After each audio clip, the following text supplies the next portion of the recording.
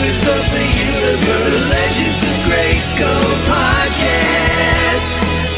Legends of Grayskull is a fan podcast exploring the vast worlds of He-Man and She-Ra. Join Sean Scavarna and Matthew Duke as they discuss the history and mystery of Eternia and Etheria, diving deep into all incarnations of Masters of the Universe. Hey, you know who's back? It's the Legends of Grayskull podcast. Now that you know, let's go. Get ready for the show. It's the Legends of Grayskull podcast. Sit back and enjoy the ride. Right now. Hello, everybody, and welcome to L.O.G on TOYS. That's right. Today, Curtis Ackerman and I are taking a side leap from our usual L.O.G on MYP. We've had a lot of fun discussing the episodes, but the other thing that has kind of stirred, especially in Curtis, oddly enough, is a renewed interest in the 2002 line of action figures from Mattel, created mostly by the Four Horsemen. So we're going to take a little mini series off of the mini series, and we're going to discuss some toys today. But before that, Curtis, how you doing? Excellent. Wonderful. We get to talk toys. Anytime we talk toys, that's a good day. Absolutely. So we'll be going through today. We're going to discuss waves 1 and 2 of the action figures that came out from Mattel in 2002. Just a quick recap in case we might get some people on here that don't normally follow the episodes. Curtis, you never knew, had any interest in this line of action figures, correct? I didn't know about it until after I was already into classics. And then, by that point, classics were the superior one. So, absolutely.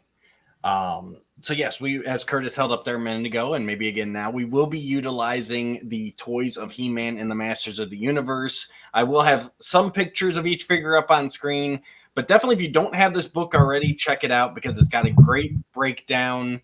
It's big. I know I need like the pastor's, book holder up here while we're doing this. But yeah, it's got great breakdown. It's got in box shots. It's got accessories. Even the ones that have action features. It's got like the panels showcasing the action feature. I need to get some really of those little like sticky tabs that you can mark your places with for next time, so that it can easily flip to, because there's just a lot of stuff in here. So yep, and it is in alphabetical order. We're going to be going wave order because it lines up more with kind of how we're doing the episodes.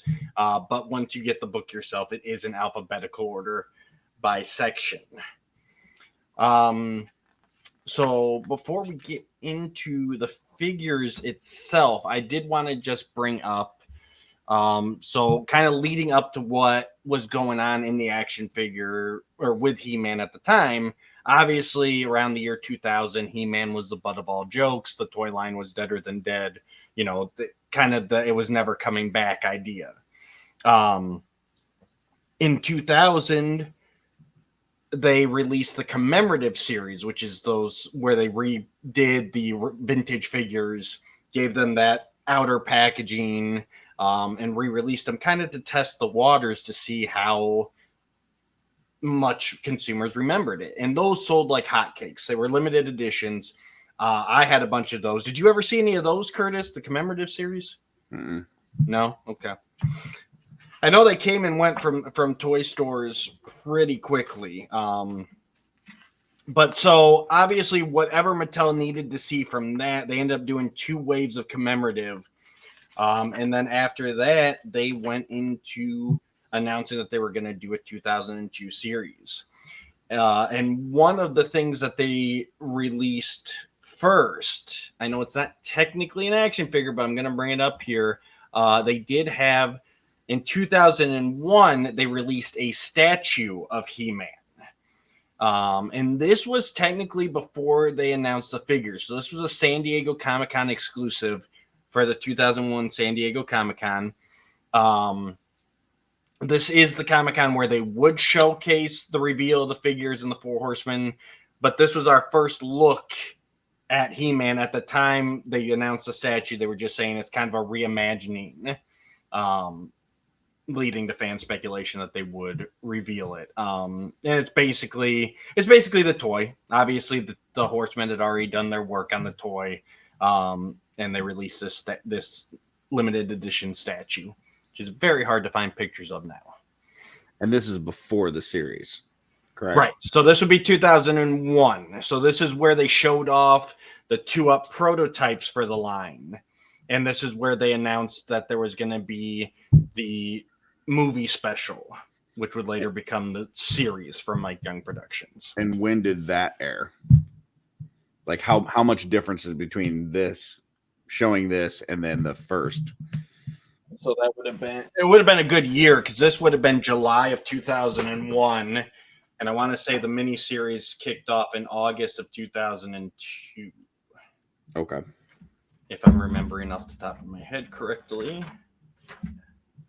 August 16th of 2002 is when the series aired. And the toys were right before that. The toys started hitting kind of late summer, June, July of 2002. So yeah, you could have gotten the statue if you went to the con a year ahead of time. All right. Next up, we are going to take a look real quick here. This is our, we can't talk Masters of the Universe toys without talking about the packaging, right? Like I'm sure many of your memories, as mine, are of that great box art and everything from the vintage line. So for our audio listeners, we've got the in-package shot of He-Man here. It's got the red background. It does have a power sword hilt behind the figure, and the figure sits in the clamshell. It's got the title card down at the bottom of the bubble, along with a little picture of the figure. And it's got our new updated Masters of the Universe logo, the light blue and white, where if you actually look at it, it's He-Man and Skeletor facing off in the logo. And that is actually a sticker, as we see on every package. It says "Awesome Sticker Included." So awesome all of us who opened it up had a ton of those laying around after a couple waves. So what do you think about the packaging, Chris? How's it stack up?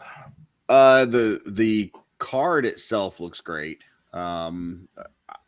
If I had seen this when it was out, like when it first came out, probably would have been missing the old clamshell a little bit, just the shape, like the nostalgic shape of the old clamshell.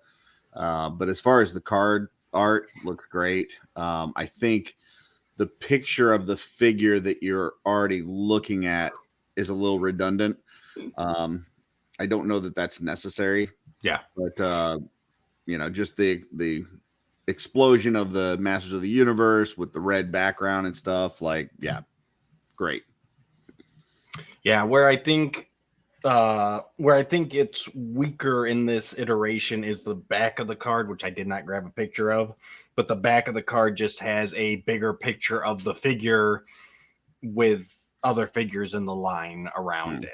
Like, so there, I think that's where it really pales in comparison, because we're so used to flipping it around and seeing the scene, right? So, but other than that, definitely eye-catching on the shelf.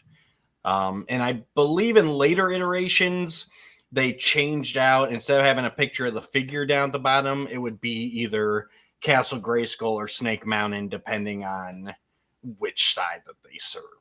That makes more sense. Absolutely. Then from the previous picture to this one, there's the change in the logo on his chest. Yep. So we definitely had so it started off, and you would have seen all the prototypes were the same way. They had a more cross-like symbol similar to the vintage figure. That was then updated to what became known as the asterisk symbol in the fan community, which is the more stylized it definitely looked more H-like in the cartoon series. On the toy, it was more of a kind of asterisk. But that was a running change. And actually, there were figures released they released both in the first wave. There were some with the Iron Cross, and there were some with the new symbol. Gotcha. All right, we'll go to our first figure up here. We're going to look at the man. Nope, Curtis has one more thing before I do have a question, just because I'm looking at the card art on the back in the book, and the figures that are on here are not the figures that you sent me as far as being in the first wave. So is this who are you looking at? He-Man? Yeah, on He-Man. Because on the back it's showing Yeah, that's what I sent you. No, it's got like Stratos, Man-at-Arms. You didn't send me any of that. Yeah, those are on there.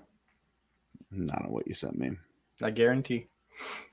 Because I pulled my list from the same picture that I sent you. I bet you it's not. Let's see. Unless we should probably pause, but you know what, guys? We want to let you see what this is Banning Curtis right here. Oh, when you tap on it, it gets bigger and then it has more. That's okay. Facebook. Oh, yeah. They shrunk it on us. Well, I don't see. Oh yeah, there you go. So we're both right. Yeah. Okay. That's usually how it turns out.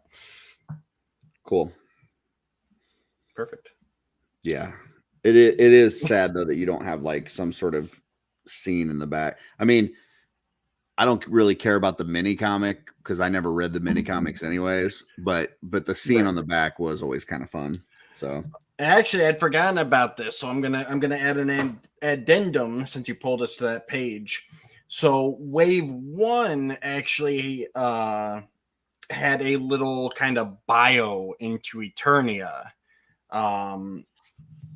With the other figures in the wave on either side of that, and then the picture of the figure you're getting at the bottom. And I'll go ahead and read that to you. So there's this blurb in the middle of the card back. He-Man and the heroic masters of the universe must save Eternia from the clutches of the sinister Skeletor and his evil horde. A headstrong teenager with a nose for trouble stumbles upon an ancient stone castle deep in the Eternia forest. There he meets a beautiful sorceress who gives him a magical weapon, the Power Sword, and tells him that only he can save Eternia from the evil Skeletor. By raising the sword above his head, he transforms into He-Man, the most powerful man in the universe. Together with his heroic companions, Stratos and Man-at-Arms, He-Man takes on Skeletor and his evil horde in the battle for all Eternia. Masters of the Universe action figures. Collect them all. Now, I think it's kind of important to kind of talk about the history of the sword, because I know I didn't realize this until you had talked about like the design of the sword, why it is the way that it is. Yep. So I don't know if you want to touch on that real quick while we're on this figure. Yeah. So obviously it's a very technological based sword. There's lots of circuitry and stuff. So when the Horsemen were tasked with creating He-Man action figures, not only did they create the action figures, but in true Horseman fashion, they also came up with a storyline that they proposed to Mattel along with their designs. So their idea was that this takes place after the vintage series. Skeletor has the Power Sword. He's taken control of Castle Grayskull. He-Man and his friends are now rebels in their own land, trying to free the planet. Since Adam no longer has the Power Sword, he can't become He-Man. So the Sorceress and Man-at-Arms team up. Man-at-Arms constructs a sword, and the Sorceress imbues it with the power of Grayskull, allowing Adam to change and be able to try and stop Skeletor. So basically, that's what this would have been. Skeletor came with a sword that split into two halves, and that was supposed to be the Power Sword. And then this was the Techno Power Sword that Man-at-Arms created. Basically, Mattel loved the designs, but scrapped that storyline and decided to instead just do a reboot, but kept all the designs as it was. And that kind of explains that away later down the road, and I'm sure we'll get to that in this miniseries, but they did have a chance to create an actual power sword for this line. Something I find interesting as well, memories coming back here with that card back. I find it interesting that they say Skeletor and his evil horde, and they trademark it, which obviously instead of evil warriors. Yeah, well, that and I mean, Hordak is the leader of the evil horde, so it's like they kind of. It seems like there's lots of trademarks on this card back, so it looks like they were kind of using this to try and grab some key phrases, right off the bat. Interestingly enough, it doesn't actually name Prince Adam. It just says a headstrong teenager and he. So that's just kind of interesting. And it might just be my memory, but I want to say that there was. I want to say they might have even done over the. I shouldn't even brought this up because I can't remember. There was something that was edited where they actually put a sticker over the card back in like later versions, and I don't know if it was maybe they went over Evil Horde with Evil Warriors, but there was some sort of edit they did in some versions. Interesting. But yeah, this wave one would be with the blurb on it. After wave one, they went to where it's the top is like a big photo of the figure that you got, and then the bottom is the other characters in the wave. And I'm assuming this is just because it's wave one. They're coming out before the mini comics or before the TV series, and they don't do mini comics in this line at all, which, unlike Curtis, I feel is a huge misstep. Like, I don't read anyway. So. He doesn't, but I mean, for me, it was huge, especially when I was a kid discovering Masters. And I think that could have been one of the things that looped the kids in more, where they could have, I know there were some kids that just got these off the shelves, even without knowing somebody who knew He-Man, because we met them through this show. They've reached out to us that like this was their introduction to He-Man.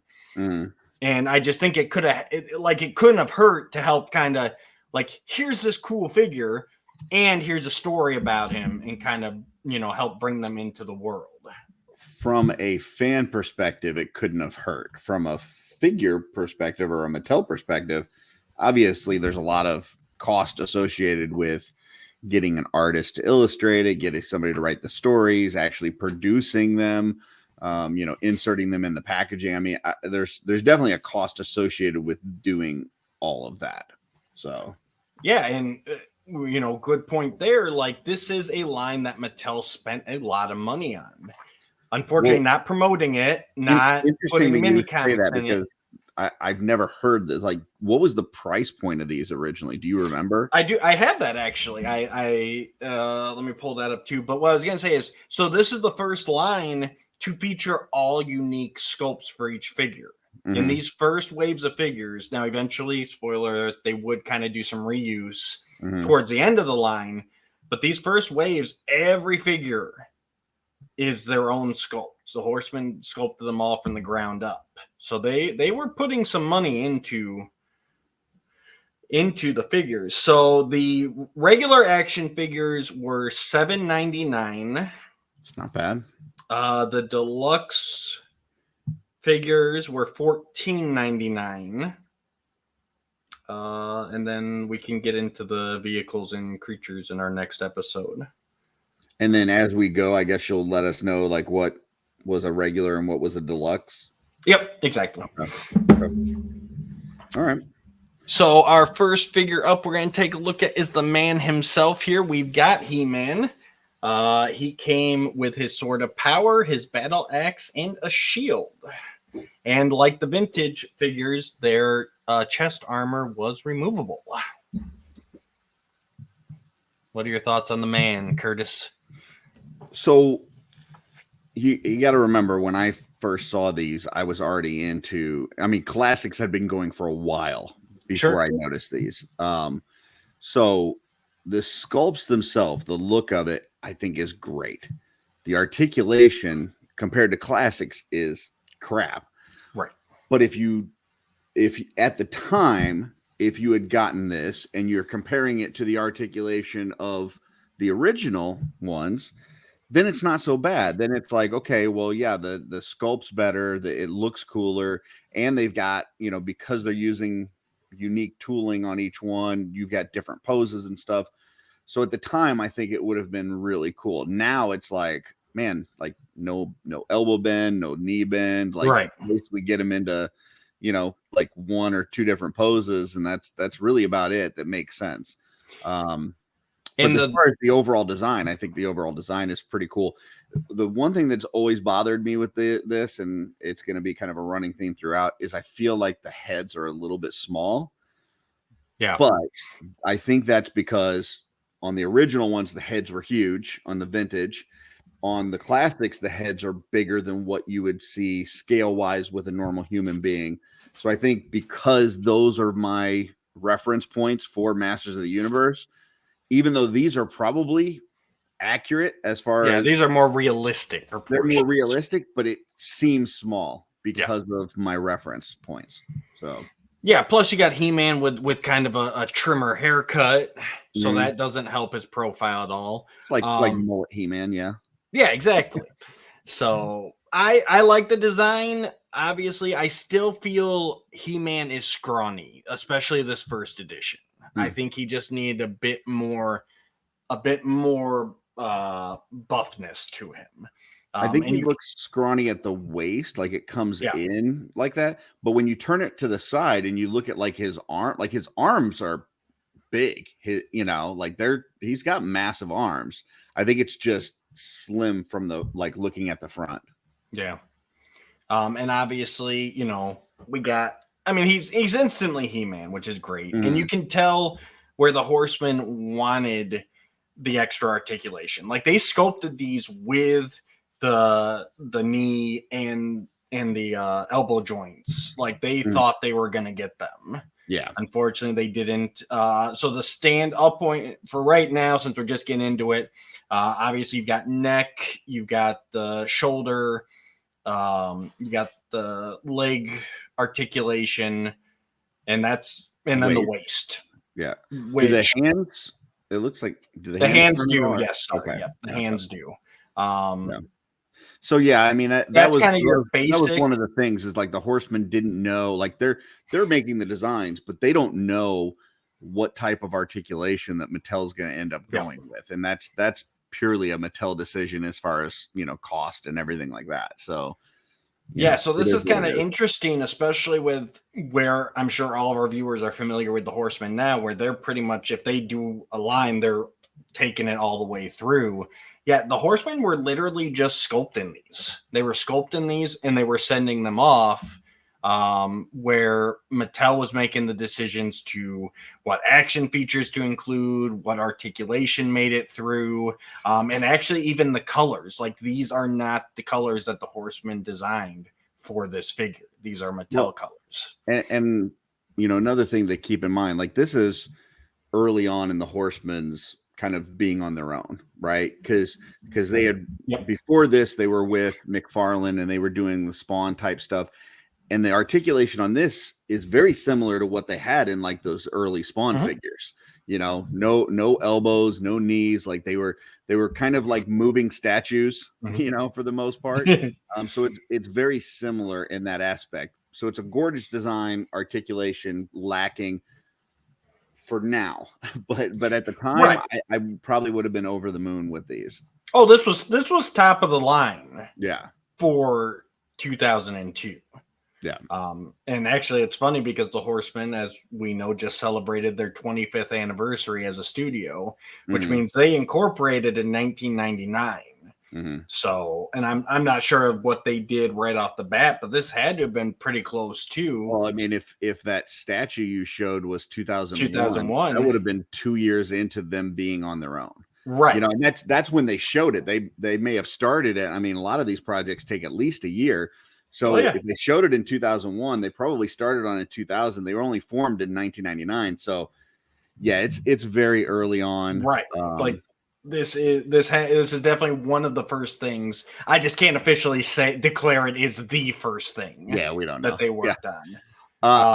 The one thing that I don't like about it, like really don't like about it, but they kind of cover it up with the way that they color it here is the little He-Man fanny pack. I hate it.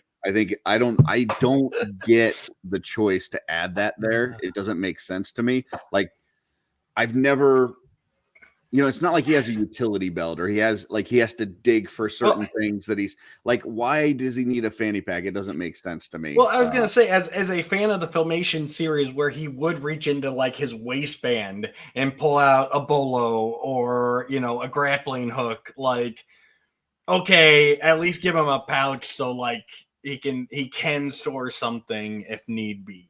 Like, yeah, I just don't know. I mean, if they would have put something on the side or something, whatever, but like the fanny pack thing right down the middle, I'm like, yeah, at least he actually does have a pouch on the side too. If you look on his left side, there is a smaller pouch there.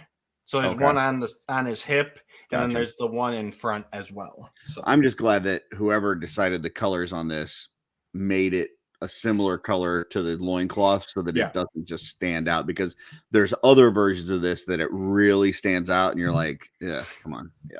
Right. And so his action feature was the power punch. So luckily he got one that didn't affect the sculpt. However, it did affect the posing. So how did that work? Was there a lever on his back? No, it was same as the vintage, pull back, and he swings forward. Gotcha. So there was nothing added to him. Last thing I want to point out is the fact that his harness does have a sheath for the sword. It's which got is that little nice. loop there. Yeah. Let's jump on to our next figure. You can't have He-Man without a Skeletor. So Skeletor, he comes with his Havoc staff and his sword, which splits into two halves. That is not related to the power sword at all.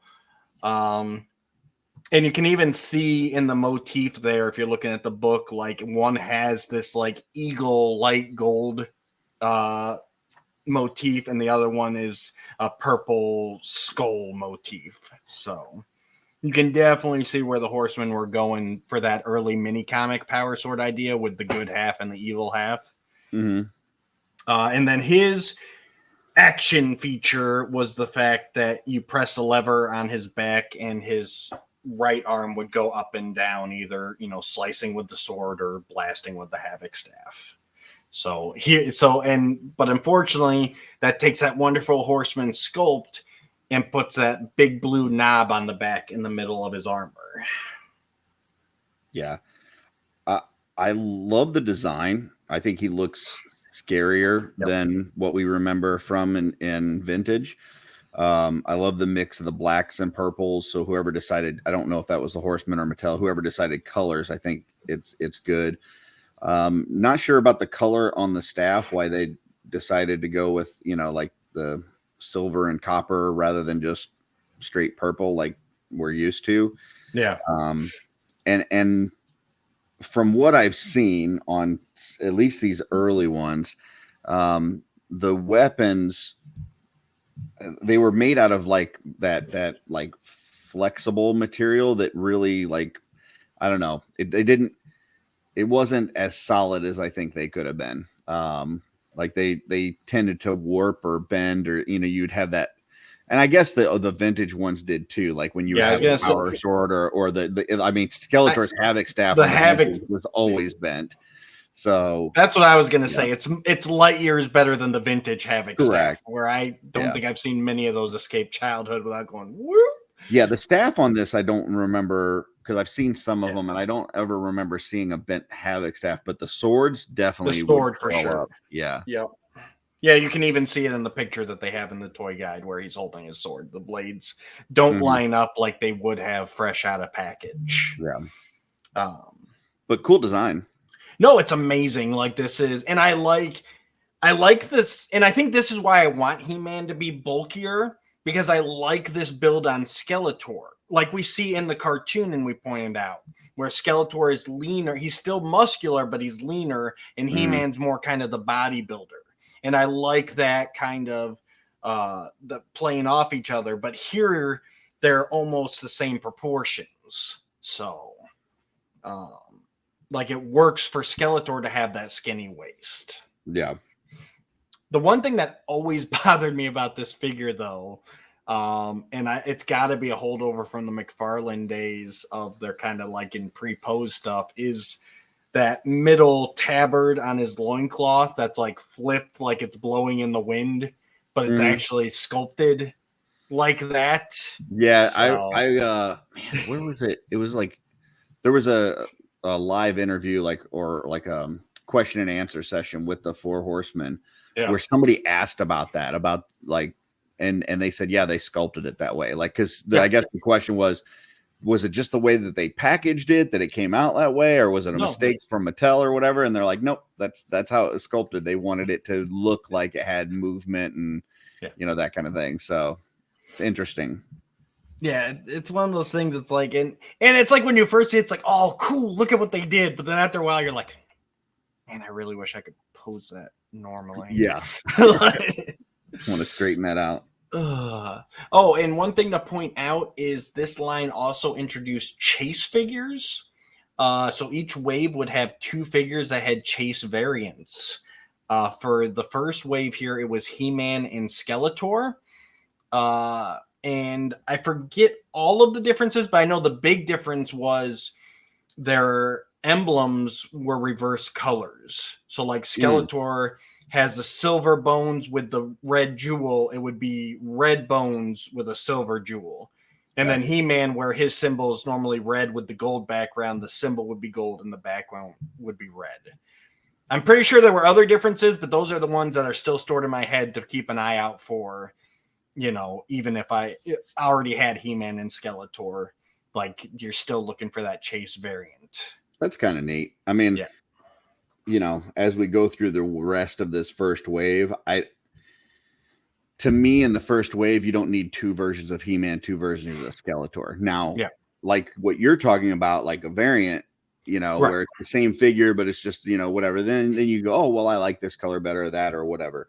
But having a separate, which we'll get to, the kind of the battle armor, it's like, save that for the next wave. Say, like, give me some more characters in the first wave. I would probably have been upset at the time if I'm like, I'm getting into this and I'm excited for the series and all this and that, and they put out 8 characters in the first wave and 2 of them are the same as 2 other ones. Like, anyway. Yep. And we'll get to them. Yeah. All right. Next up, we got the jerk himself, Man-at-Arms. He is sporting his. Now he is one of the ones that got a very traditional color scheme, and he comes with his mace and a new blaster. You're right. We need sticky tabs for this book. Yeah. And the blaster did actually fire a missile. Okay. He's the first one that I look at and go, I really like this a lot better than the original. The He-Man and Skeletor are cool, but I loved the vintage He-Man and Skeletor. This is a huge upgrade. I love the big giant pauldron. The colors are great. I don't know. He looks very intense. I don't need the gun and the missile thing. That's not anything that I would have probably put on him or cared about. But just the design of him itself is very techno and huge and imposing. I like it a lot. Yeah, he's instantly Man-at-Arms. You got some great details added, like the fur on the shoulder of his armor, like the vintage mini comic. Mm-hmm. But all of his armor gets such a cool upgrade. Even the green parts, like when we were kids, it's like, is it a bodysuit? Is his skin that color? Right. Like, what's going on? Whereas here you can see the green parts are definitely armor. Right. Yep. He's totally suited up. And I love that face sculpt. They made the helmet look cool. He's got that big jawline, and he's got the awesome Tom Selleck mustache. Like, you know what I just did? Huh. I tried to do like this and increase the size of the photo in my book. Oh, that makes perfect sense. Let me just zoom in here. I'm trying to zoom in on a book. That's not how books work, kids. So, It's not FYI. I want you out here for this series. I want you with like the magnifying glass. Oh gosh. Okay. But yeah, the details on him are phenomenal. Mhm. And I like what they've done with the loincloths here, where they've really made them hang down. Like they're wonderfully sculpted. And all the furry underwear jokes are long gone because that is clearly a loincloth. Yeah. This is the figure where I'm like, okay, I'm really glad that they didn't use the same arms and legs for everything like they did in vintage, because yeah, he looks awesome. And if they would have given him the same kind of body shape and everything as Skeletor and He-Man, I don't think that this would have came across as well. Yep. And so not only does he have the firing missile, but he does also have the push button on his back so his right arm can swing the mace. This one is at least better camouflaged, where the trigger button sits right below his armor and it's painted green like his bodysuit. So it's not as disruptive it's a cool as motion that for him that he's coming down with the mace, just like bashing somebody. Yep. So very, very well done. And definitely one of my favorite Man-at-Arms figures. Moving on, we've got Skeletor's henchman, Beastman. So he is again instantly recognizable. He has a much bigger body, a lot wider than the rest of them, and he comes with a whip. His action feature is a push button on his back, but what it does is his arms, you can lock them up above his head. You can put another figure in his arms and you push the button and he throws the other character. Or you could theoretically put him down and make it where both his arms are kind of swinging at the same time. But the idea was that throwing motion, really going into his bruteness. Curtis has put on his glasses for our audio listeners. they're actually my wife's. Even better. They don't work as well. Yeah, I mean, this is one that I actually did buy when I first found out about this line. Okay. I'm already into classics. I bought this one because I thought it was such a cool design for him. For sure. We're used to in vintage everything being the same size, everything kind of having similar shape. So Beastman looking more beastly and having that really crouched down kind of ape-like pose, the longer arms, it just really worked for me. I like this design a lot.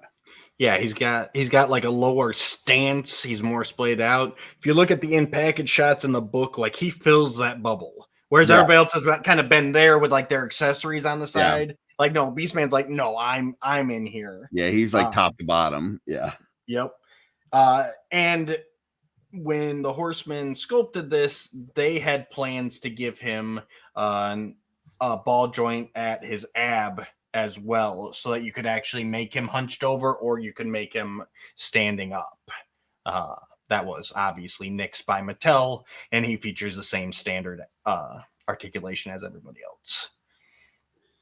I'm trying to see what's going on the front of his card on the bubble, because it looks like there's something on his shoulders, almost like there's fur or something. I don't know if it's just a bad picture or... Yeah, I think it's just a picture, because that character thing was kind of translucent.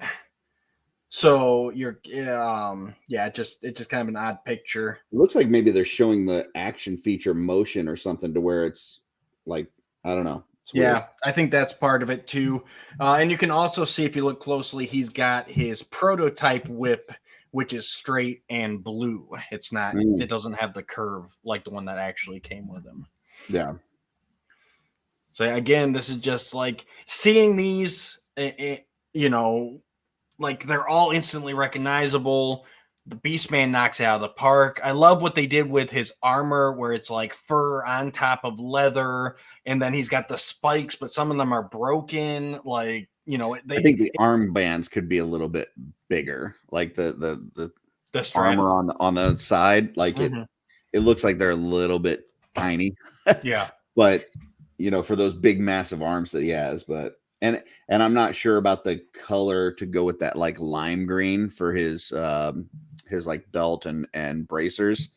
But as far as the design itself, the shape is cool. I even love the snarl on his face. Oh, for sure. Yeah. And again, we blame all colors on Mattel. And it's kind of interesting because I was even looking at that in the book, and I'm wondering if that's a lighting thing, because I don't remember it being that green. I remember it being more gold, but I also like the fact even that the loincloth, like Beastman's reaches all the way to the ground in the front. So they're just the Horsemen are just having a blast going all out on these characters right now. Yeah, some of these I wish that in the book they would have had comparison photos, because it talks about him being much bulkier than the other figures and imposing, but without seeing context of that, it's kind of hard to tell that. So yeah, for sure. All right, next up we've got Stratos. Hold on one second. Nope. I was just reading at the bottom here. It says there was a second version of this figure that was exclusive to Kmart. Yep. It was the exact same, but it had a bonus trading card feature. Featuring the original artwork. Yep. All of the Wave 1 figures were also released as Kmart exclusives with trading cards of that character. Interesting. So all these ones were going over. If you would have told me to guess a store that they did an exclusive at, that would not have been my guess. Oh, it was big. I actually remember. Well, we'll get to it next episode. But yeah, I got a Kmart story too. So gotcha. Okay. Stratos. And that's actually one of my disappointments in the book is not like you said, the comparison shots, but like there's these different exclusive versions that they just don't have in here. Like I was surprised that they didn't have those chase versions shown with He-Man and Skeletor, or that they didn't have the trading card shown, or like that was kind of interesting to me that they pretty much just go with the base figure. But then, like, as we'll get to in later episodes, the repaints get their own category. It's kind of weird. But yeah, Stratos. So Stratos came with a missile. But he's definitely all decked out. He's got the wings are technically removable. And this one, the jetpack is not. So he's the first figure that did not have removable armor, because the jetpack features the firing mechanism for the missile. He's got the hand controls for his thrusters that come off the jetpack and fit in his hands. In this figure, when you press down on one of those missiles on his backpack, I forget which one it was, they actually make his arms flap like wings, which is why you can see that weird cut in the shoulder. And this figure featured all the standard articulation, plus he did have an elbow joint, so you could move him at the elbows. So I'm trying to get something up here, so bear with me. I did not like this toy when I first saw this, mostly because of the articulation. It just looks really funky. But I loved Stratos. Stratos was my favorite character as a kid. Like my two that I played with the most were Stratos and Trapjaw. But I did not like this design until, and I'm going to share my screen here for a second. I went to the Four Horsemen Studios for Intern for a Day. And this is the 2-up that they did of this figure. Yep. And the way that they designed this was to have shoulder articulation different. Like it didn't just go out. It like went the opposite way. And I guess because of the way that Mattel wanted the articulation, it really broke up the sculpt. And I've had conversations with some of the Four Horsemen, and they were really kind of disappointed in how it changed the design based on the articulation that they wanted. And to me, if we got this figure in the 2000X, I would have absolutely loved it. But that is not really what we see. Well, and that's funny. It's funny because that is the figure, right? Mm-hmm. But right there, so that highlights perfectly. Those are the Horseman's color choices. Mm-hmm. And then what we see in the toy are the Mattel color choices. And just those little tweaks. Number one, they reverse the reds and the blues, but like it really shows what a difference the color scheme can make. Not only that, but like I was saying, so his and it was all sacrificed for the action feature. So you press on the backpack and his arms flap up and down. What that did though is because they had that up and down motion, they didn't have any front and back. Like you couldn't move the arms any other way. You could only move them up and down. Right. And it's like to sacrifice all of that for a flappy feature, which for most of us, that's not how Stratos flies anyways. Like he doesn't sit there flapping his wings like a bird. You know, he flies like a Superman. So yeah, I always, I mean, because he's unique in the fact that as kids we're like, okay, he's got wings and he's got a jetpack. Well, typically you only need one of those things to fly. You don't need both.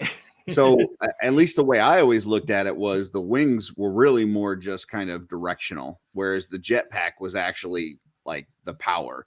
So you wouldn't need him to flap his wings. Like he doesn't need to flap his wings to fly. Like that is really more directional. But yeah, I like the whole handle thing. I like the design of the two handles powering the jetpack. That makes sense to me. Because he never had anything like that in vintage, and it was like, well, how does that work? How does he communicate with the jetpack to make it work? So I like the handles. I even like the bend on the wings, like attached to like his wrist. That's really cool. I just really hate that shoulder articulation. So and the colors. I wish the colors were this way. Oh, for sure. Rather than this way. And it says here in the book now, so on the backpack, the far right, the right missile is the button that fires the left missile, and then that center missile is what flaps the wings. So gotcha. But at least it's kind of a double-edged sword, because it's like the action feature completely destroys the sculpt and the articulation of the figure, but it's the best disguised action feature yet, where you can spin them around. You're not like, oh, here's an ugly button. Right. So, So yeah, Stratos unfortunately falls short. Great design. Absolutely. Great update. Figure. Yeah. Terrible figure. Great design. All right. Next up, we've got Merman. So obviously based very much on the old mini comic and cross-sell art Merman, which I know the Horsemen have always loved. And then he comes with an update of his corncob sword from the vintage line, and he also comes with a spear on top of that. Yeah. The face on this one is interesting. I like it a lot. It's a different take. It's not just like the different paint job of Stinkor. Like it is a very unique merman face. I love what they did with the armor, especially off of the bracers, where it's like fin-like.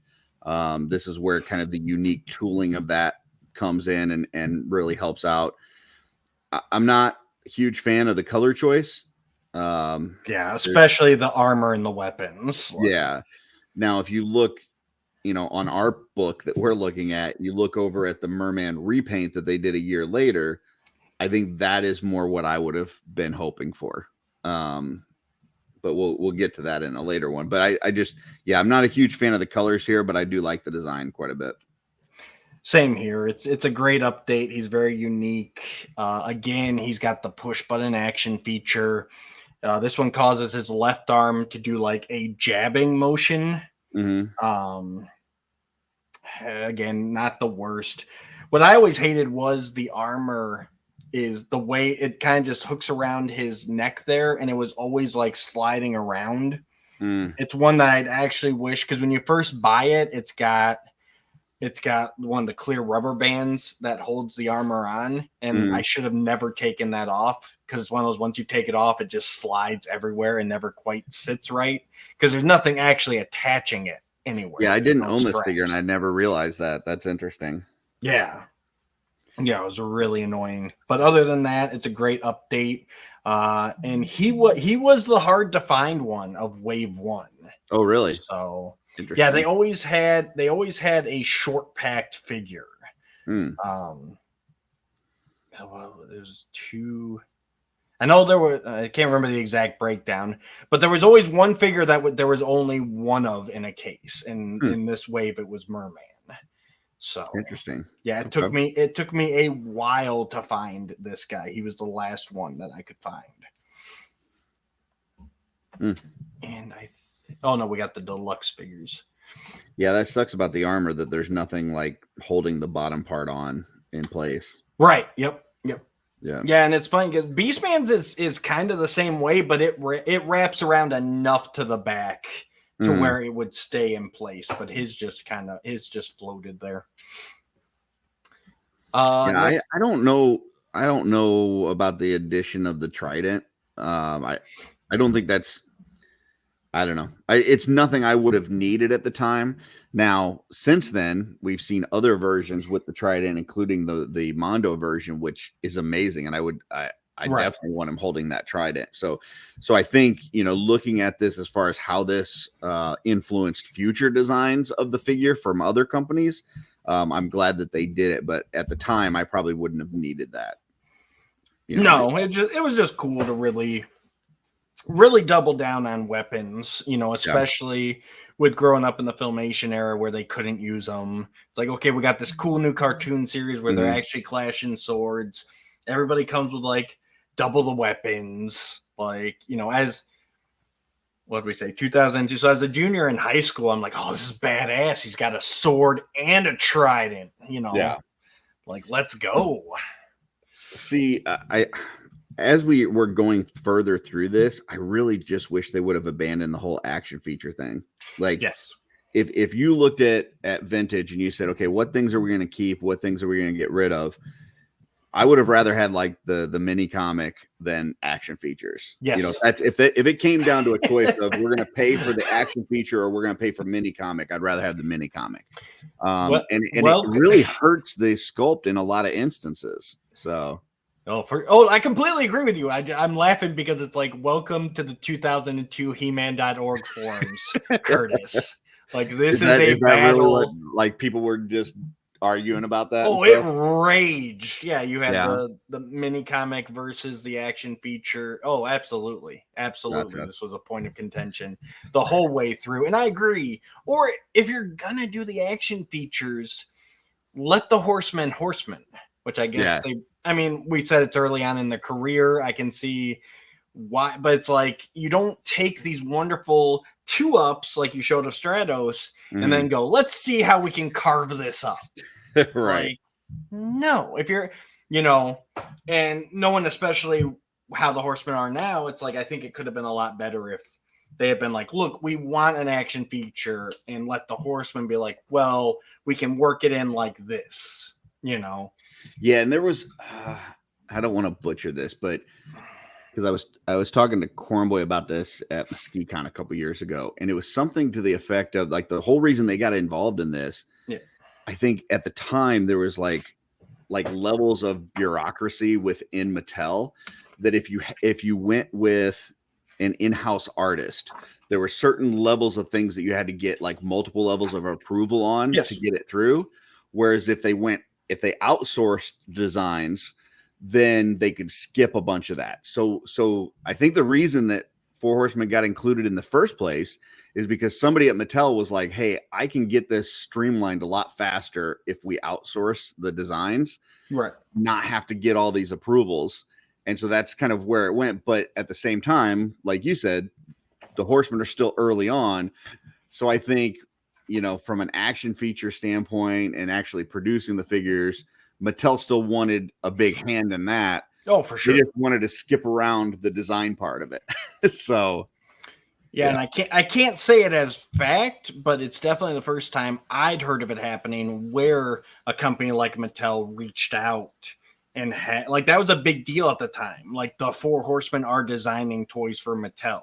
Mhm. Like typically it was all in-house, who they use their own people. Right. That's what we know from the vintage line. It was all their own people. Once those people left, new people worked on it. So yeah, it's like this is a whole new concept and idea, which obviously has to be predicated on Mattel seeing the success of McFarlane toys in the toy aisle. So yeah, I mean, you see McFarlane's just killing it in the toy aisle, like you said, and then next thing you know, the guys that are doing all the designs for there are freelancing and they're available. Yeah, why wouldn't you take advantage of that? Absolutely. So. All right, so that's our regular figures for the Wave 1. Then we got 2 deluxe figures, and that was Battle Sound He-Man is the first one. Features He-Man in a silver chrome vac metal armor. He's got a fur shoulder piece with chains. And he still has the power punch, but this one, when you do the power punch, twist him back, let him go, he says, "I have the power!" And this is one where the first versions were released with John Irwin creating the soundbite for the I Have the Power. Very interesting. And it was him recording a new one. They didn't just go and like cut it out from a Filmation episode. They actually had him record it. And then later it would transition to Cam Clark doing it, who was the voice actor for the 2002 series. And this was also released in a silver and a gold variant. So, and I know I had mistakenly said on an episode, I still remember as truth, but the book tells me I'm wrong. I remembered it being that the silver one was the first. I know the silver one was released first. I remember that being the John Irwin. And then I thought when the gold came out, that was Cam Clark. But the book tells me that they actually released both voice actors in both figures. So there's actually a total of 4 variations that you could get of this if you were a completist. I honestly think this is the first one that I skipped on. So I had all of Wave 1. And I didn't skip on the figure entirely. I got the silver version. And then when the gold version came out, I said, nah, I just bought the silver version. I don't need a gold version too. I just don't know in one way of why you put out regular He-Man, a variant of that with a different color, a Battle Sound He-Man, a variant of that with a different. So we've basically got 4 different versions of He-Man out at the same time, and yet only 2 other heroes and 2. Yeah, I would say I get what you're saying. I would say 3 versions because you can't really count the Chase variant because I mean that was okay. But even so, I think maybe they might have produced 500 of those for like the entire world. So yeah, I could see if you did a Skeletor and a He-Man for every single wave, like every wave you wanted to have, because let's say that you're working under the assumption that by the time Wave 2 hits, Wave 1 is off the shelf, and so now when Wave 2 hits, you want to make sure that you have another version of Skeletor and He-Man in case somebody's just getting into the line at Wave 2 and they want those main characters. Totally get it. Putting out 2 versions in the same wave doesn't make sense to me. Like that's just you're sacrificing sales at that point, because somebody, maybe not everybody, but somebody is going to choose to get this version of He-Man instead of this version, rather than if you had put a wave out of totally different figures, they may get all of them. Right? I get you. It seems like a dumb business move to me. And as we go through and we see then at the end of the series, you're like, oh my goodness, there's like 50 He-Mans. Like, no wonder this thing didn't do well. I completely get what you're saying. And there are definitely going to be waves that we review where I agree with you on this. Here I don't, because of the deluxeness. Like I get that, and again, this is the deluxe version. It's got the sound, it's got the vac metal. It looks like an updated battle armor. which I love. I love the design of this variant. Except for the no damage feature, which was the coolest part of the No, battle it's got armor. a battle sound Yeah. feature instead. But Yeah. and the coolest part about it, Curtis, it included a VHS copy of Diamond Ray of Disappearance with it. Which doesn't make sense because that's a Filmation. But no, it doesn't. But again, the cartoon series hadn't started airing yet. Yeah. And this was definitely a release for us older fans. I really don't like the like headband crown thing or whatever he's got too. Like that. Yeah. That looks really funky to me. And then the like the loin piece, not the fur part, but like that The whatever armor that is, the armor fin down, like it looks very. You've got this very vac metal, super armored, like metallic look, and then this plasticky flat, thing. I got you. Would have just liked it to be chrome like the rest of it. Either make it chrome or don't have it there. Like Gotcha. to have the chrome on top and then this flat gray plastic in front looks weird. Like they contrast off of each other. So either do it all or don't do it, in my opinion. Yeah, I'm not a fan of this design. I love it. I love everything. The tiara I could give or take, but I definitely love the front, the loincloth armor, bringing it down. They got rid of the pouches, the front pouch for you. Yeah, or they just covered it up. Yeah, it's behind there still. Yeah, it's underneath.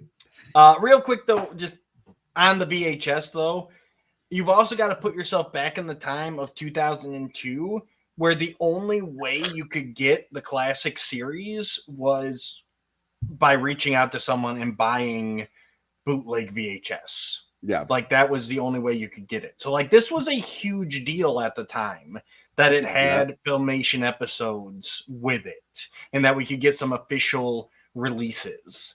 Like there were no, like DVDs were just starting to become a thing. There was no series releases at the time. I tell you what, from that price point that you said too, like that's a pretty good price point for an updated figure plus a VHS. $15. That's pretty dang good. Right. That's what I'm saying. That we were ecstatic. VHSs at that time were not super cheap. No, they were getting cheaper. Right. Honestly, if they wanted to be with the times, especially like older stuff like that, yeah.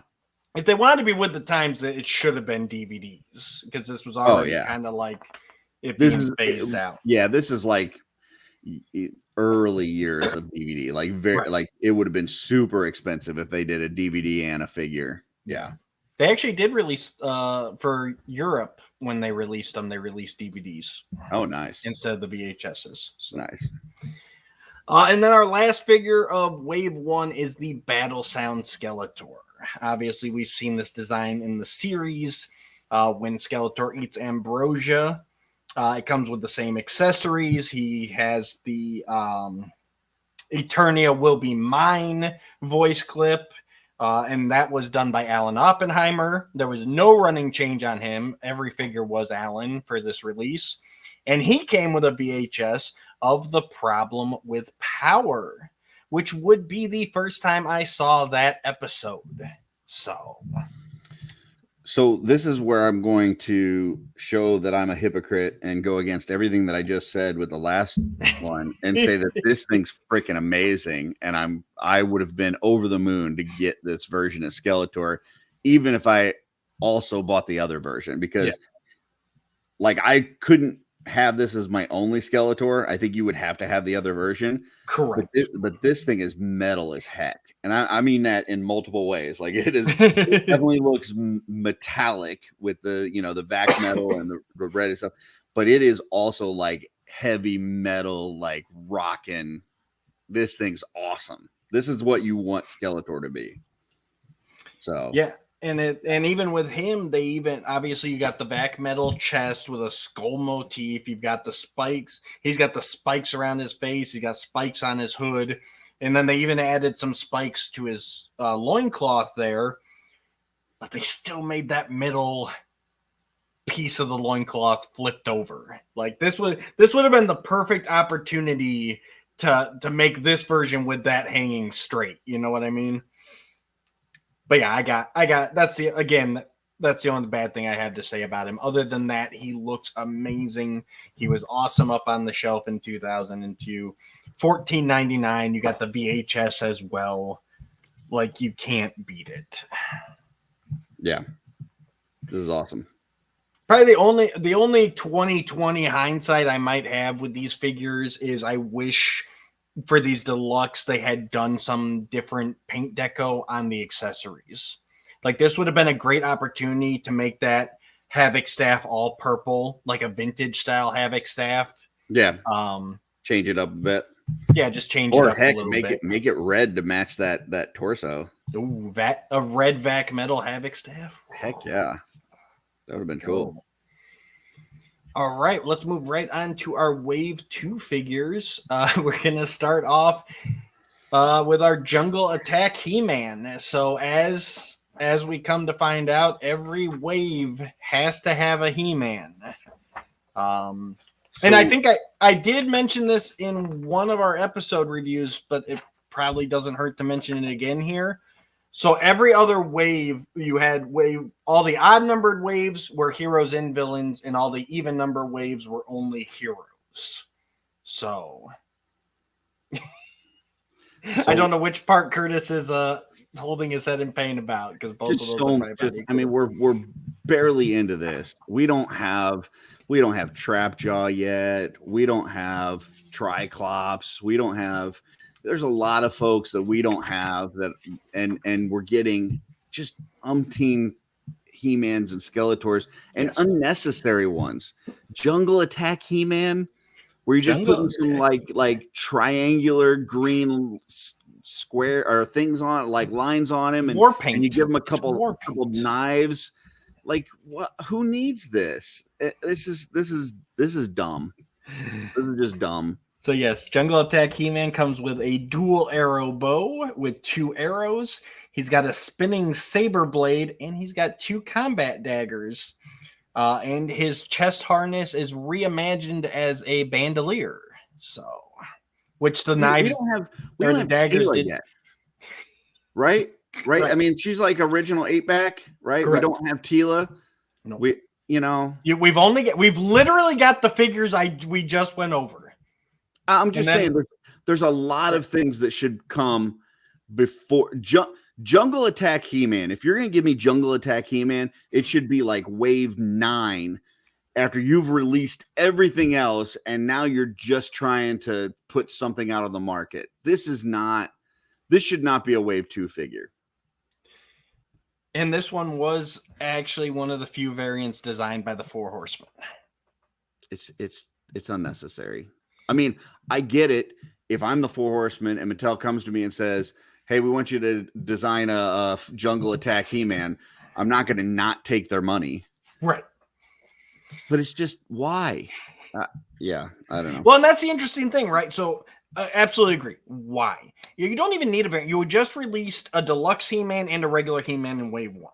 Like, I don't even feel you need another He-Man at this point. And keep in mind, there's what, 4 things in Wave 2? Right, because it's just a Heroes wave. Okay, so you're gonna you just did 2 He-Mans, you just did 2 Skeletors.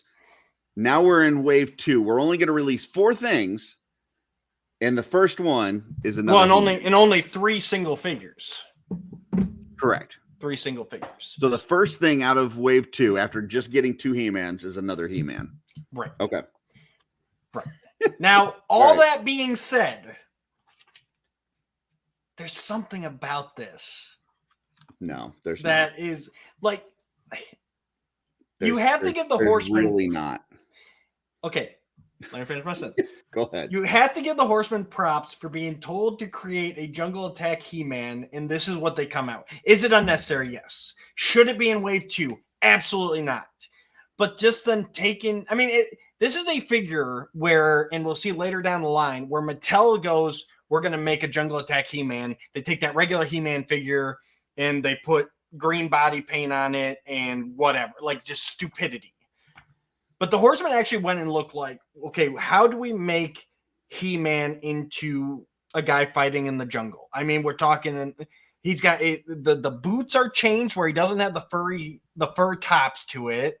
He's got extra pieces. He's got new waist armor. He's got no stupid pouches for you. Recreating the harness to a bandolier, adding the headband, as a Rambo He-Man crossover. This thing works in an odd way. Do I need to see this in the cartoon? No. Did I ever need it as a figure? No. I give them props, though, for actually creating this cool, unique He-Man. If I'm the Four Horsemen, I'm looking at this as I'm doing it going, I can't believe they're going to pay us for this shit. That's what I'm saying. And then, as you're looking in the book here, the little action feature of this bow, the arrow, you just have somebody like pushing the arrow through and all of a sudden it's shooting out the other end. Come on. We know as kids, if you did that arrow is going what, an inch before it falls on the ground. That is not going anywhere and actually attacking anybody. Yeah. It's unnecessary. It's not cool. Yeah, I don't need Rambo He-Man. And I definitely don't need it in Wave 2 before Tila and Trapjaw and Evelyn and Triclops. So, yeah, I digress. So yes, the bow wasn't actually spring loaded. It was where you got to flick the missile and it makes it launch. They also replaced the Sword of Power with a power machete, where it's actually got like the machete, and then it's got like these spinning blades that go like up and down the machete. I bought it first time I saw it on the shelf. No hesitation. It's gonna be, just assume, unless I say I didn't have it, I bought everything up until this. Okay. The only thing I haven't bought so far is that gold Battle Sound He-Man. That is the only thing I've skipped on. Okay. Next up in Wave 2, we've got Mechanic. That's not what you have next on our list. Okay. It's Mechanic. Okay. Has the list matched so far? Because I actually don't think I followed that list order. No, I think I just put them random. It hasn't, but I'm just irritated about the last one, so I wanted to continue to be irritated about this one. But so Mechanic, he features an action feature, just like his vintage counterpart. You pivot the waist, and his neck goes up. He also comes with a club, which is just an updated, oversized version of his vintage accessory. So he also had a feature where you could look through the back of his head and look through his goggles. Oh, that's interesting. So, yep. You can see the hole on the back view there. And this one had a chase. This was the chase variant, and the difference was he had a clear visor instead of the green visor. I'm sure there were some other little paint app differences as well, but that was, again, the big. I remember the big parts because there was those definite key things to look for when we were going through the pegs.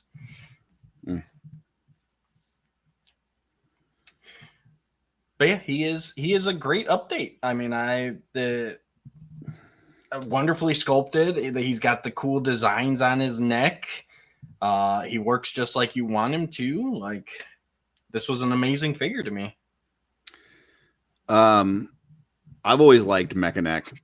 A couple things here. One, I'm glad they didn't give him a bite feature, so that's that's good. I think that this is the one that I think the smaller head really pops more than it like it stands out more than the others, because when you start extending that neck, that head looks really tiny on that body. Now, proportionally, well, that's because of how far up it is. You know how things get smaller as they get farther away. He's going so proportionally, it may be anatomically correct, but it just looks really off on this figure. It looks super tiny. As far as paint decos, I think the dark blue, I would rather it have been more of that bright blue that we remember from Mechanic. You know, it doesn't. It's not terrible, but I just think that would have been a little bit better. And then when the neck goes up, I think the sculpt is amazing on the circuitry. It would have been really nice if they would have thrown like a black wash in there into the crevices and stuff of that circuitry to make it really pop. Oh yeah, you're not going to get It's that. just all the same color. And I think that would have helped out quite a bit. But I think it's a great design. I wish a little bit different color choices in which the head was upsized just a hair. So yeah. And interesting, and again, like Man at Arms, he does have kind of like some sculpt on his bodysuit. I mean, it's again clear that it's a bodysuit. It is nice that he has the neck articulation, so you can still turn his head around.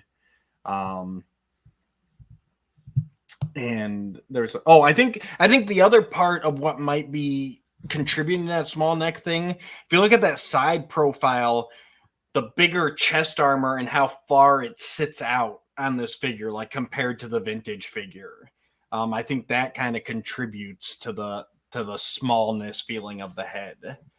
Because on the vintage, that armor like sat like that top piece sat like almost in front of his mouth, and now it's way out. And this is the second figure to feature non-removable chest armor, where that is just part of his sculpt. Yep. Looks nice. I like the club too. I like that it's massive. So interestingly enough, the card back shows Mechanic with the clear goggles. Ah, interesting. And that's the variant one? That's the Chase variant. Yep. Gotcha. All right, last up, we got rounding out Wave 2, we've got Ram Man, the heroic human battering ram. Again, very, very reminiscent in color and design of his vintage counterpart. He comes with his axe. And surprisingly enough, he does have his ramming feature. You push him down, press a button on the back of his foot, and he springs forward. Funny enough, the Ram Man that I bought did not have that action feature. And I didn't realize it until much later that apparently he was just a factory error. Because like he didn't even have the button on his foot. And like I could push him down, but I would have to pop him up manually. So when I first bought it, I thought that they just didn't do the action feature on him. And then later come to find out I just, luck of the draw, got a defective one. But yeah, and again, we got a bigger buck here. He's a lot more chubby. He's got bigger arms. And that face always reminded me of John Candy. I gotta imagine that's who they were thinking of when they sculpted this. Okay. I like the redesign. I like his huge beefy arms. It doesn't look as comical as the vintage one in terms of like the springy legs. Once again, paint apps on it, like that top piece with the chain and the emblems and stuff. You know, a nice dark wash on that would have really made that pop. The sculpt is great though. I just feel like they got a little lazy with the paint apps. So yeah, this is the one. Not only, I mean, it's lacking paint apps. It's literally just the plastic that it's molded in. Correct. And it really throws it off. This is the first one where I'm just like looking at like the top doesn't match the bottom. Yeah, and then the like the skirt type piece hanging down, like those rivets. If they would have just made those little dots on the rivets, once again, really would have made it pop. So I think with a little work there, that could have been a really good looking figure. And you know, I don't want to get too far ahead because I know we're going to talk about these, but this is another one where the repaint, I think, does make some of that stand out a lot better. And so that when that happens, when they do the repaint, it's like, wow, so the sculpt was there the whole time. You just got lazy the first time around. And now you're going to sell me the one I really want later on. when I already bought this one. So, But it's the same. Even looking at the card back, like with that, because his shoulder armor is almost translucent. Even like that's how, like I don't know, just cheap plastic or just a terrible plastic color choice. But even looking at the card back, figure where it's more of a silver and it doesn't have that kind of plasticky looking feel. It looks 1,000 times better. I like the helmet, how they put little dings and dents into it, where it's like, hey, this is a guy who's bashing stuff constantly. yeah. And he does have the neck articulation. He doesn't have anything below the waist, but he does have the neck. He can move his head around. So I really like those bulky arms. oh yeah, they're amazing. All right, so that is waves 1 and 2. Obviously, a huge miss for the fact that at the end of wave 2, we still have the same 3 villains, and now we have 5 heroic warriors against them, and this would only get worse as the series progresses. I still don't know who made that decision of those like half waves, but they're an idiot. So, Curtis, I want to know who is your winner of waves 1 and 2. Who is your top? You missed one. I did? Yeah, you still had one more. The one that I wanted to get upset with on wave 2. Because there was. What else do they have on wave 2? He-Man Skeletor gift set. Oh, the gift set, which also isn't in the book. That's right. Yeah, so that was a Toys R Us exclusive. And it was a 2-pack of He-Man and Skeletor. And it came with a pack-in full-sized comic book. So the interesting thing about that is the comic book was awesome, and it was actually done by MVC. That was their first work, and they would obviously later go on to publish the ongoing He-Man comic during this time. But the He-Man and Skeletor figures were the exact same figures that were released single-carded in Wave 1. Literally no variation, which I assume is where Curtis is going to take off here. So just to recap, through 2 waves, we got a He-Man with a Chase variant. We got a Skeletor with a Chase variant. We got a Battle Sound He-Man with a different color version. We got a Battle Sound Skeletor with a different version, right? Then we got Jungle Attack He-Man, which everybody needed. And now we got a gift set with this He-Man and Skeletor together. So we got 10 different ways. There you go, guys. To get He-Man and Skeletor through 2 waves. 10 different ways to get He-Man and Skeletor through 2 waves. With a handful of other people mixed in. It's ridiculous. This is it's like a clown show. I don't know what's going on. Yeah, they're definitely, you can tell early on that we need to get He-Man and Skeletor out there.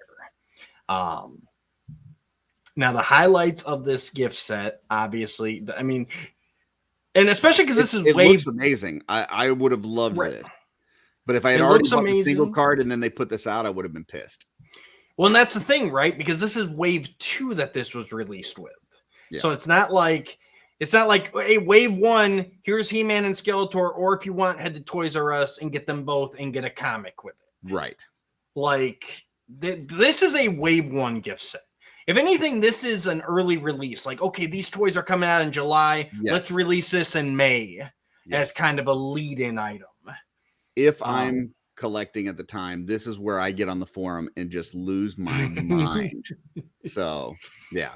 But yeah, it features a window box artwork with He-Man and Skeletor standing there. It's got the pack-in comic behind it. And again, full-size comic, not mini comic. And then what I love the most is on the front, it's actually got the artwork from the comic, like with the characters of He-Man and Skeletor. And the Masters of the Universe, like the logo is awesome. It's like electrified and like this really bright blue. And it is great packaging. It is amazing. Yeah, it's just the timing. This drops after I already bought the single carded ones. I'm pissed. Yep. which actually this is the second item that I never picked up, not even for the comic. Have you read the comic like digitally or any form? Yes, I've read it, and I believe it was even posted online at the time, which is what made me, because I'm trying to think back, because it's unusual for me to skip the media. So I had to have read this on the forums or somewhere else. Like there's no way I could have gone without reading it at all. So, gotcha. But yeah. I forgot about that. And that's another weird thing that the book doesn't have in it. It's weird. So, all right, now Curtis. Yeah. Who is your winner of the first two waves? That number one figure you would have had to have no matter what. Just the best out of it. I think Man-at-Arms. I really think that Man-at-Arms might be my favorite version of Man-at-Arms in all of Masters. Like any figures that have been made of him, I think that might be my favorite. Nice. So my answer would have been Man-at-Arms, but since you said it, I'll go with my second, and that is the Skeletor. The regular one, just seeing that update, that menacing look, like it really felt like this is the Skeletor that was in my mind when I played with my vintage figure. He's just a pure evil being. So, but yes, Man-at-Arms, definitely amazing rendition of him. Now, how about your loser of waves 1 and 2? What is just the worst of these two waves? I think there's two losers. One is the fan, and the other one is Mattel for putting out a million different He-Man and Skeletors. So, but no, in just terms of design wise, I'm probably going to have to go with that Stratos just for the action feature. Totally ruins that figure, in my opinion. Like it's just not a playable figure anymore. Like I loved the Silverhawks growing up. I loved the cartoon. Yeah. The figures were freaking terrible because the only thing you could do is make their arms go up and down. Right. That's all you could do. This is kind of that same thing. Like it is great design, great character, terrible action figure. Fair enough. I'm going to go ahead and agree with you. And it's funny because it wasn't the answer I had going into this, but after talking about it, I'm like, no, that really is. And it brought back all these memories. I mean, these are figures I sold off years ago at this point, but I'm getting all these memories back as we're going through them. And especially again, like that's what I saw at San Diego Comic-Con, not at, but from San Diego Comic-Con. Yeah. I've never been. And then to get in hand what we got, and to me, it's not even, they sacrificed all that for playability, and it's not even that playable. Like, and those kind of specific action features limit playability, in my opinion. Like, all I can do is stand here and make Stratos flap his wings. Still no weapon with him. Like, I mean, he had the missile, but it's really weird how Stratos in figures always seems to get the short end of the stick. It's like the reverse of turning lemons into lemonade. It's like the Four Horsemen gave them the lemonade and Mattel reversed it into lemons. Yeah. I don't know. 100%. One last thing I did want to mention too, I double checked on it, that He-Man Skeletor gift set was only $14.99. So can you imagine, like you paid $10 each for those, right? $7.99, $8 each. $8 each for those. Then it comes out and it's got a comic book, great packaging, cheaper together. And what do we know the time difference between wave 1 and wave 2? Like how far? You're talking like summer and fall. So like Q2 and Q3. Okay. So like basically like 6 months after I bought it, it comes out again. Not even that. I mean, you're talking July to maybe like October. Like you're maybe 3 months. A few months later. Yeah. It's cheaper to buy them together with a comic book, amazing box art. Yeah. And that's a funny thing too. It's like but I think that might also have taken some of the sting off for some people at the time, because it's like I would have paid like $3, $4 for the comic anyways. Right. So and I think one of the things that they really missed out on or didn't understand at the time was the difference between children collecting toys and adult toy collectors, which I get it. At this time, that's becoming a new thing. Like it's new territory. Absolutely. Yep. But adult toy collectors, a lot of them, not all of them, but a lot of them want to be completist. They want everything. They don't, it's not, I'm going to grab my favorite version of He-Man. Like, Right. I want everything that comes out. So if you're continually putting out different versions of the same character, it's frustrating because you feel like, as an adult collector, you feel like you have to get it so that you can be complete. Yep. But at the same time, you would rather have something that you don't already have. Yeah, and or even the simple fact of it's been what at the time felt like forever. In reality, it only been, I mean, if you're going from vintage, it'd been about 13 years, 14 years, but And if it you felt count like New forever. Adventures, which we don't, It's been 10 years, but it felt like if I don't buy every figure, the Mattel think that there's not a demand, and I'm not going to get Snout Spout because I didn't buy Jungle Attack He-Man. right? So it's just one of those things. It's, and I was working at the time. I had no responsibilities. So absolutely sign me up. Yep. All right, guys, I think that's a good spot to end this at. I know this was a bit of a longer one, but definitely, beginning the toy line, we had some groundwork to lay there. So make sure and stay tuned. There's going to be another special one of these coming soon where we're going to go over the vehicles, creatures, and playset from waves 1 and 2. So you don't want to miss that. Yeah, so we can see them put out 5 versions of Castle Grayskull. There was only 2 total. All right, guys. Thank you. Click the buttons down below. Like, share, subscribe. We appreciate you. And until next time, go dust off your 2002 toys. Oh, come on.